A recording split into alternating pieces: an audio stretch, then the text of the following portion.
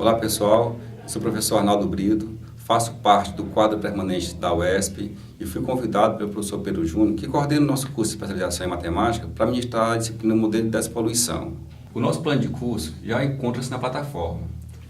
Vamos destacar aqui os principais pontos. Nós temos como ementa construindo o modelo de despoluição de um lago e explorando o modelo de despoluição.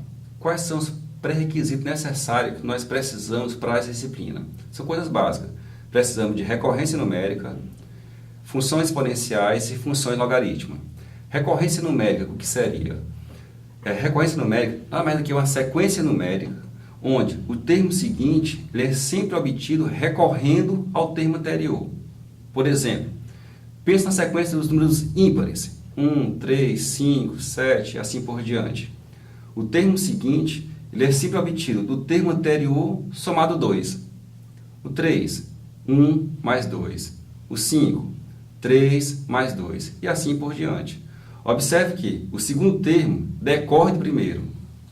O terceiro termo decorre do segundo. Entretanto, o segundo também decorre do primeiro. Eu posso escrever todos eles em função do primeiro.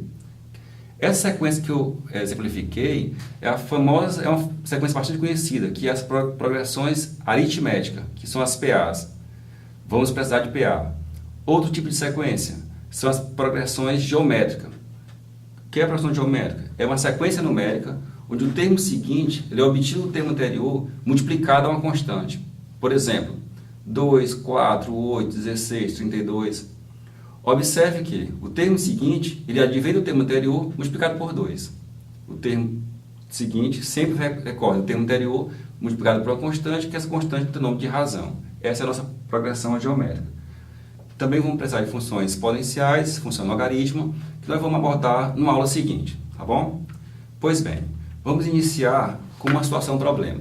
No nosso material texto, ele traz lá uma situação problema de poluição e despoluição de um lago. Ele dá como exemplo lá o Lago Batata, que fica em Amazonas. Nosso problema aqui é outro, é um problema bem usual. Vamos lá. A cidade do Rio de Janeiro sediará em 2016 os próximos Jogos Olímpicos, as famosas Olimpíadas do Rio 2016. E algumas competições devem ser realizadas na Baía de Guanabara. Entretanto, existe uma grande preocupação por parte dos competidores em relação à poluição dessa baía. Os organizadores já cogitam a possibilidade de levar algumas competições, por exemplo, a de remo, a de vela, que saia da Baía de Guanabara e vá para a Baía de Búzios. Mas os organizadores do evento afirmam que a Bahia estará em condições necessárias para sediar todas as competições. O Brasil, quando foi escolhido para ser sede das Olimpíadas, sabia desse problema, que há algumas competições, a de remo, que ocorrerá na Lagoa Rodrigo de Freitas, e a de vela na Baía de Guanabara, teria que ter como contrapartida a despoluição desses lagos e lagoas para que ocorressem as competições. Como a matemática pode ser inserida nesse contexto? O que essa história tem a ver com a nossa disciplina, modelo de despoluição? Na verdade, ela tem tudo a ver com a nossa disciplina. Nosso objetivo é construir um modelo de despoluir um lago ou uma lagoa. Tá? Vamos adiante. Para que isso aconteça, para resolver esse problema, nós vamos usar o que nós chamamos de modelagem matemática, que é uma parte da matemática aplicada. O que é modelagem matemática? É a área do conhecimento que estuda a simulação de sistemas reais a fim de prever o comportamento dos mesmos, sendo empregado em diversos campos de estudo. Por exemplo, na física, na química, na biologia, economia e engenharia. Nosso objetivo aqui é na biologia. Ou seja, modelagem matemática consiste na arte ou na tentativa de descrever matematicamente um fenômeno. Então nós temos o seguinte, nós temos lá o lago poluído, que é o nosso fenômeno real, e queremos construir um modelo que vai mostrar em quanto tempo esse lago vai ficar despoluído, ou se não totalmente, mas em condições aceitáveis, beleza?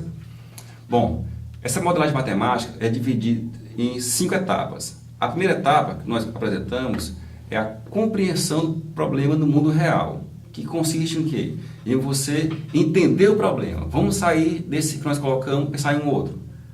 É muito comum nos bairros das grandes cidades, você tem mais de um caminhão fazendo coleta de lixo naquele bairro. A questão é, como você vai minimizar o custo da coleta de lixo naquele bairro?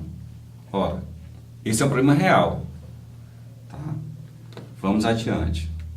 Segunda etapa, simplificação das hipóteses. O que é que isso significa dizer? Eu quero criar um modelo de despoluir um lago. Como esses caminhões vão trafegar no bairro de forma a minimizar o custo produzido por eles. Não dá para eu admitir todas as hipóteses, seria impossível. Tá? No caso do lago, nós temos várias variáveis que a gente não pode controlar. Tá? O ecossistema é muito amplo, então não dá para se trabalhar em todas as variáveis. A ideia é o quê? Simplificar essas hipóteses, de tal forma que a gente possa passar para a etapa seguinte, que é a construção do modelo matemático, que vai estar mais próximo daquela realidade. Então, nós já temos 3 etapas. Primeira etapa, compreender o problema. Segunda etapa, simplificar as hipóteses. E terceira, construção do modelo matemático. Bom, mas em construir um modelo matemático, aí vai a etapa interessante, que é a resolução do problema. Não adianta ter um problema, saber modelar e não resolvê-lo. Essa seria a nossa próxima etapa, resolver o problema. Seguindo mais um passo. Dada a resolução do problema, nós temos que observar a validação da nossa resposta. Saber se ela está condizente ou não com a situação proposta. Com isso, eu posso tomar decisões e voltar ao problema real. Então, a modelagem matemática, ela está dividida aí em 5 etapas. Compreender, simplificar, fazer o modelo matemático, resolver e, após isso, validar as nossas soluções. Para daí tomar decisões e voltar para o problema inicial. Vamos voltar ao modelo de despoluição do lago. Em nossa primeira atividade, essa atividade, só para reforçar, ela encontra-se na nossa plataforma, tá bom? Nós construiremos um modelo poluído e o processo de despoluição será realizado trocando-se a água poluída por água limpa. Essa troca vai representar a ação dos micro-organismos no ambiente, ou então uma outra intervenção que os seres humanos também podem propor. Mas nós vamos considerar como sendo esse o nosso processo de despoluição. Para isso, vamos precisar de alguns materiais. Essa experiência ela deve ser realizada em sala de aula com os alunos. Só que antes, eu sugiro que você faça em casa antes. Nosso material texto também, ela mostra passo a passo como fazer. Aqui eu vou dar as ideias centrais. Precisamos de quê? 2 vasilhames transparentes, com capacidade superior a 2 litros. Pode ser garrafa PET de refrigerante de 3 litros. 2 copos comuns de água, 2 copos comuns de descartável, de 200 ml, esse copo que a gente usa comum. 1 copo de café preparado, já pronto o café, 4 litros de água limpa e um recipiente para se descartar essa água, um balde comum mesmo. Então esse é o material que vamos precisar. E como é que vai dar essa atividade? Primeiro procedimento, vamos construir o nosso poluente, o material que nós vamos usar para poluir nosso lago. Vamos pegar uma garrafa dessa limpa, colocar 1 litro de água limpa e nela despejar o copo de café e misturar bem até obter uma substância bem homogênea, de acordo com o esquema aí mostrado. Então já temos o nosso poluente construído. Segunda etapa, vamos construir o modelo do nosso lago poluído. Para isso precisamos de quê? Vamos pegar a garrafa PET, colocar nela 9 copos de água de 200 ml cada quantidade e além disso acrescentar 1 copo lá do vasilhame A, ou seja, do nosso poluente, aos 9 copos, de acordo com o esquema aí mostrado. Então nessa garrafa 2 nós temos 9 copos de água limpa e 1 copo de poluente. E em seguida é misturá-lo até obter uma boa homogeneidade. Então nós já construímos já o nosso modelo de lago poluído. Agora falta fazer o quê? Etapa 3. É o processo de despoluição. Primeira etapa, poluímos. Segunda etapa, despoluímos. Agora que já temos um lago poluído, o processo de despoluição será realizado da seguinte maneira. Remova 2 copos do lago modelo, tá? Descarte no balde e acrescente 2 copos de água limpa ao recipiente modelo. Então esse é o processo. Em cada passo, nós vamos tirar 2 copos de água poluída e acrescentar 2 copos de água limpa. Esse vai ser o procedimento que nós vamos usar para despoluir o nosso lago. A nossa primeira atividade, ela encontra-se na nossa plataforma. Tá? Vamos trabalhar exatamente com o modelo que nós fizemos, o modelo de poluição. Nós temos aí 7 perguntas. A primeira pergunta é o seguinte: qual o volume total em mililitros do nosso lago modelo, do nosso lago B? Lembra? Nós colocamos 9 copos de água limpa e 1 copo de poluente. Essa pergunta é bem tranquila.